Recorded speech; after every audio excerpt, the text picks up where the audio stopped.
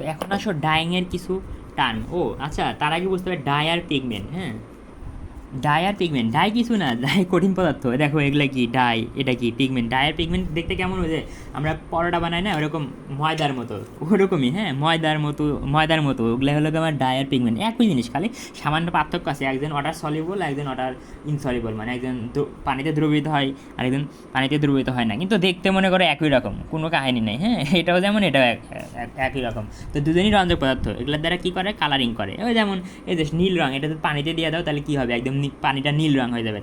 তাহলে কি দেখো, ডাই এবং পিগমেন্ট দুজনই কি এক ধরনের রঞ্জক পদার্থ, তাদের কাজ কি, কালারিং করতে সাহায্য করা। যেমন আমি একটা শার্টকে লাল কালার করব, তার মানে কি লাল কালারের ভিতর দিতে হবে। তো দেখো এরা তো কঠিন পদার্থ, তাই না, ময়দার মতো। তো এরা তো আর ডিরেক্ট ফ্যাব্রিকের ভিতর ঢুকতে পারে না, এই জন্য পানির সাথে মেশানো হয়। পানি তো ফ্যাব্রিকের ভিতর ঢুকতে পারে, সরি ফাইবারের ভিতর ঢোকা মানে কিন্তু ফ্যাব্রিকের ভিতর ঢোকা। কয়েকটা কনসেপ্টের মনে রাখবা। দেখো ফাইবার দিয়েই তো ইয়ান তৈরি হয়, ইয়ান দিয়ে তো ফ্যাব্রিক তৈরি হয়। তার মানে ইয়ান, তার মানে কি রং মনে করো ফাইবারের ভিতর ঢোকা মানে কি ফ্যাব্রিকের ভিতর ঢোকা। তো রঙকে কী করে আমরা পানির সাথে মিশাই, পানির সাথে মিশাইলে কী হচ্ছে, পানির সাথে যদি মিশাই তাহলে পানির সাথে মিশানোর ফলে পানি যেহেতু ইয়ের ভিতরে যাবে, ওই পানি যেহেতু ফাইবারের ভিতরে ঢুকতে পারে, ফাইবারের ভিতর বলতে একদম ফাইবারের মাঝখানে ঢুকতে পারে, তখন তার মানে কি রং তো পানির ভিতরেই আছে, পানির সাথে মিশে গেছে, তার মানে পানি ফাইবারের ভিতরে ঢোকা মানে রংটা কি ফাইবারের ভিতরে ঢোকা। এখন দেখো একটা ডাই মলিকিউল বোঝায় কি, এ পুরোটুকু মনে করো রং। এই যে এটা নীল রং, এই নীল রং কি একটা তো রং না, ছোটো ছোটো দানা দ্বারা, মানে ছোটো ছোটো ক্ষুদ্র দানা দ্বারা তৈরি। ওই দানাগুলোকে বলতেছি ডাইমলিকুল, অর্থাৎ অনেকগুলো মলিকুল মিলে আমরা কি পাই, ডাই পাই। এটা কি নীল রঙের ডাই, এটা লাল রঙের ডাই, এটা হলুদ রঙের ডাই। তার মানে একটা ডাইয়ের ভিতরে অনেকগুলো অণু থাকে, তাই না। আসলে তো মূলত ডাই মনে করো ফাইবারের ভিতরে ঢোকা মানে কি ডাই মলিকুলগুলো ঢোকা। তো আমরা মনে রাখবো, বোঝার সুবিধাতে ডাই যে বলা যে কথা, ডাই মলিকুল বলা একই কথা, এবার বলাতে কোনো সমস্যা নেই। আর ডাই থেকে ডাইং মানে কি কালার করার প্রক্রিয়া। কী করা মানে ডাই দ্বারা কোনো কিছুকে কালার, অর্থাৎ ডাই দ্বারা রং, ডাই মানে কিন্তু রং, হ্যাঁ, ডাই মানে রং। ডাই দ্বারা কোনো কিছুকে কালার করার প্রক্রিয়াকে বলা হয় ডাইং। যখন আইএনজি আছে তার মানে প্রক্রিয়া। আর প্রিন্টিং মানে কি, দেখো এটা আমি 2 নম্বর ভিডিওতে দেখাচ্ছি, তোমরা আগে 2 নম্বর ভিডিওটা একটু দেখো, দেখলে পারেই পারবা। এখন যেটা গুরুত্বপূর্ণ এটা হলো মনে করো ভিডিওতে তো দেখলাই, ভিডিও 2 নম্বর ভিডিওতে আগে দেখো, ভিডিওটা আগে দেখো, দেখলে কি বুঝতে পারবা যে প্রথমে আমরা কি ডাইগুলো কী করি, পানির উপরে রেখে দিলে ডাই মলিকুলগুলো কী হয়, একদম মানে ডাই কী হয়, সরে যায়, পুরো পানিতে সরে যায়। যাওয়ার পরে কী হয়, তারপরে আমরা নাড়ানি দেওয়ার ফলে কী হয়, ডাইগুলো কী হয়, পানির সাথে মিশে যায়। তারপরে কী করি, ওর ভিতরে ফ্যাব্রিকটা ফেলে দিই। ফ্যাব্রিক ফেলে দেওয়ার পরে ওই ফ্যাব্রিক ফেলে দেওয়ার পর কী হয়, পানি কী হয়, ফ্যাব্রিকের ভিতরে যায়। পানি যায় মানে কি, পানির ভিতরে তো এখন রঙটা আছে, রঙটা কী হয়, ফাইবারের ভিতরে যায়। ফাইবারের ভিতরে গেলে ফাইবারটা কী হয়ে যায়, কালার হওয়া। আর ফাইবার কালার হওয়া মানে তো ইয়ান কালার হওয়া মানে তো আমার ফ্যাব্রিক কালার হওয়া। তো এই জিনিসটা কি না, প্রথম স্বাভাবিক অবস্থায় কী থাকে, রঙের দানা, রঙগুলো কি রঙ, মনে করে এটা ডাইমলিকুল, 1 2 3 4 5টা, এটা 5টা ডাইমলিকুল মিলে এরপর এরকম ডাইকে পানির উপর ছেড়ে দিছো, পানির উপরের স্তরে ছেড়ে দিছো। উপরের স্তরে ছেড়ে দিলে কী হবে, ডাইমলিকুলগুলো একটা থেকে আরেকটা পৃথক হয়ে যাবে, পৃথক হয়ে গেল। পৃথক হয়ে যাওয়ার পরে, পৃথক হয়ে যাওয়াটাকে আমরা বলতেছি ডিফিউশন। হ্যাঁ, ডিফিউশন মানে ছড়িয়ে যাওয়া, মানে মনে করো রঙকে কী করো, পানির উপর রাখো, দেখবো অটোমেটিক ছড়ে গেছে। তো রঙকে পানির উপর রাখলে কী হবে, ছড়ে যাওয়াটাকে আমরা বলতেছি ডিফিউশন। হ্যাঁ, আচ্ছা। আর অবশ্যই একটা পাত্রের ভিতরে তো আমরা রঙ করি, ল্যাবেও দেখছি, বিভিন্ন জায়গায় দেখছি, একটা পাত্রের ভিতরে আমরা রঙ করি। যে পাত্রের ভিতরে আমরা ডাইং করি বা রঙ করি তাকে বলা হয়, ওই পাত্রটাকে বলা হয় বাত। অর্থাৎ বাত বললে তাহলে ডাইং বাত বলবা, ডাইং বাত বলা সবচেয়ে সেফ। আচ্ছা, তো কী করবা, প্রথমে ওই রঙকে কী করে পানির উপর ছেড়ে দিলে ওই রঙগুলি একটা আরেকটা থেকে পৃথক হয়ে যাবে। পৃথক হওয়ার পরে কী হবে, সমস্ত পাত্রের পানিতে কী হবে, ডিফিউশন মানে সরে যাওয়ার পর কী হবে, ওই যে সরে যাওয়ার ফলে পানি সরে যাবে। তারপরে কী হবে, সরে যাওয়ার মাধ্যমে যখন তুমি নাড়ানি দিবা তখন কী হবে, ওই পানির সাথে একদম রঙের মলিকিউল বলো আর রঙ বলো একই কথা, অর্থাৎ ডাইগুলা পানির সাথে মিশে যাবে। তারপরে কী হবে, তারপরে কি ফ্যাব্রিক মনে করে দিবা, তাই না। এটা কিন্তু ফ্যাব্রিক, স্লাইডে ফাইবার লেখা আছে, ফাইবার বলবা না, ফ্যাব্রিক বলবা। হ্যাঁ, এটা হলো কাপড়। তো কী হবে, ওই পানি প্রথমে কী হবে, ওই কাপড়ের সারফেসে আসবে, কাপড়ের কী আসবে, একদম সারফেসে। হ্যাঁ, এটা তো তোমার কাপড় হয়, তো কাপড়ের কী আসবে, একদম সারফেসে। হ্যাঁ, কাপড়ের সারফেসে পানিটা আসবে, এরকম সারফেস মানে উপরে মানে পানিটা আসা মানে কি, পানির বলবো না, ডাইমলিকুল কী হবে, সারফেসের উপরে আসবে। উপরে আসলো, মানে মলিকুলগুলো উপরে আসার পর কী হবে, আবার ওই যে মানে এখানে আমরা ফাইবারের উপরে স্তরে আসলো। দেখো এই যে এই কাপড়টা কি ফাইবার দ্বারা তো মূলত তৈরি, ফাইবারের উপরে আসবে ইয়ান দ্বারা তৈরি। ইয়ান আবার কী দ্বারা তৈরি, ফাইবার দ্বারা তৈরি, তার মানে আমি ফাইবার বললেই সবচেয়ে ভালো। তো ফাইবারের উপরে আসলো, ইয়ানের মলিকুলগুলো ডায়ের মলিকুলগুলো কী হলো, এই ফাইবারের সারফেসে আসলো। আসার পর আবার কিছুক্ষণ পর কী হবে, একদম ফাইবারের সারফেসের ভিতরে ঢুকবে। মানে দেখো এটা যদি আমার রাবার হয়, রাবারের উপরে জাস্ট আসলো, সারফেসে জাস্ট আসলাম, আর ভিতরে ঢোকা মানে কি এরকম ভিতরে ঢোকা মানে কি একদম এরকম গর্ত করে মানে ঢুকলাম আর কি।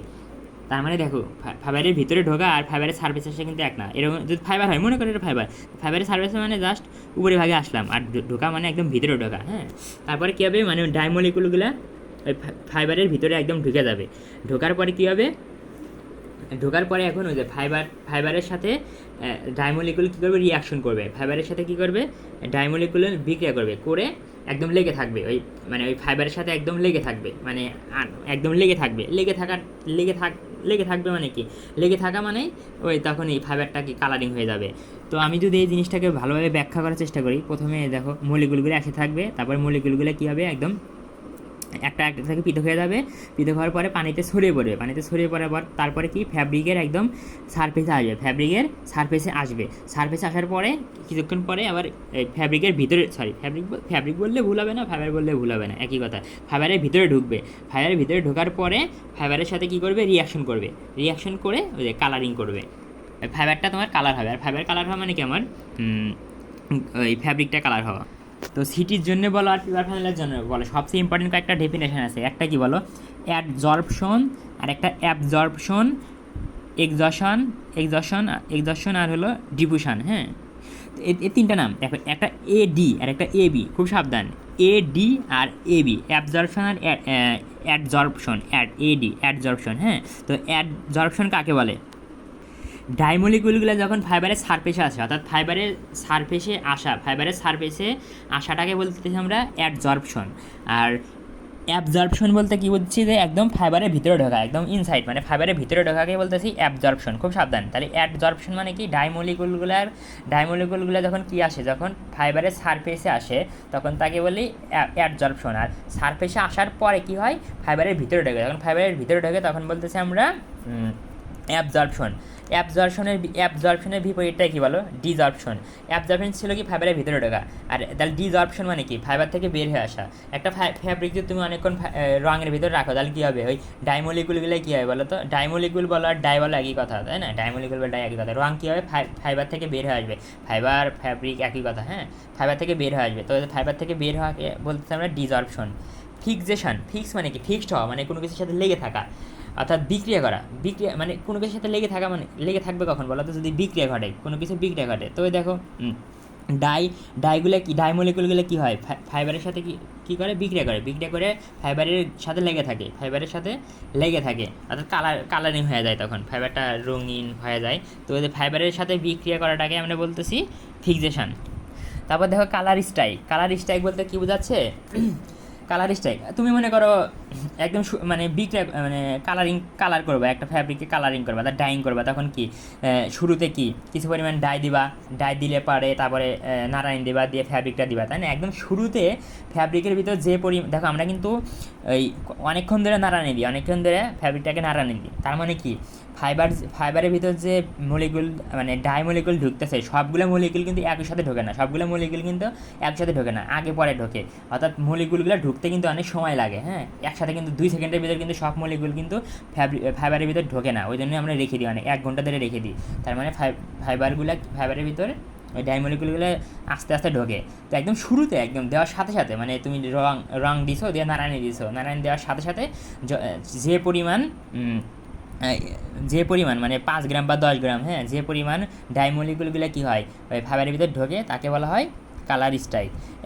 সরপশন, এর একটা কি সরপশন কি, যখন কী হয় ফাইবারের ভিতরে ওই ডাইমলিকুলগুলো প্রবেশ করে, মানে মনে করো যখন ওই মানে এটা কী বলবো, যখন হলো মানে ফাইবারের ভিতরে ডাইমলিকুলগুলো প্রবেশ করে তখন তাকে কী বলে সরপশন মানে কখন আর কি মানে সময় বোঝাচ্ছে, মানে কখন আর কি প্রবেশ করতেছে ডাইমলিকুলগুলো ফাইবারের ভিতরে।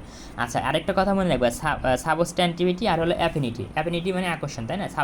দুইটার দ্বারা কী বোঝায় মনে রাখবে? প্রথম কথা, ডাই এবং ফাইবারের ভিতরে আকর্ষণ, ডাই এবং ফাইবারের ভিতরে আকর্ষণ।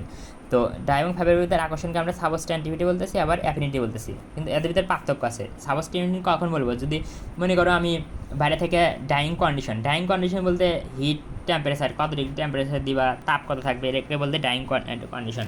যদি ডাইং কন্ডিশন মানে হিট টেম্পারেচার এগুলো যদি থাকে তাহলে বলবো হলো অ্যাফিনিটি। আর যদি এগুলো না থাকে, মানে এই ডাইং কন্ডিশন না থাকে, তাহলে বলবো সাবস্ট্যান্টিভিটি। ডাইং কন্ডিশন হিট তাপমাত্রা কিছুই লাগে না, যেমন আমরা কি আগে হাই স্কুলে পড়তে মানে ষাটে কি মানে আর কি আমরা তো দিই নাই, যাই হোক মনে করো আমাদের গার্জিয়ানরা কী করতো, ওই আমাদের শার্টের নীল দিয়ে দিত, তখন কী দেখতাম, জাস্ট নীলটা পানিতে মানে বালতিতে ঢেলে দিত, কোনো হিট দেওয়া লাগতো না, গরম করা লাগতো না, মানে কোনো কন্ডিশনে লাগতো না, অটোমেটিক ওই নীল রঙটা কী হতো মানে আমাদের শার্টকে কালারিং করে দিত।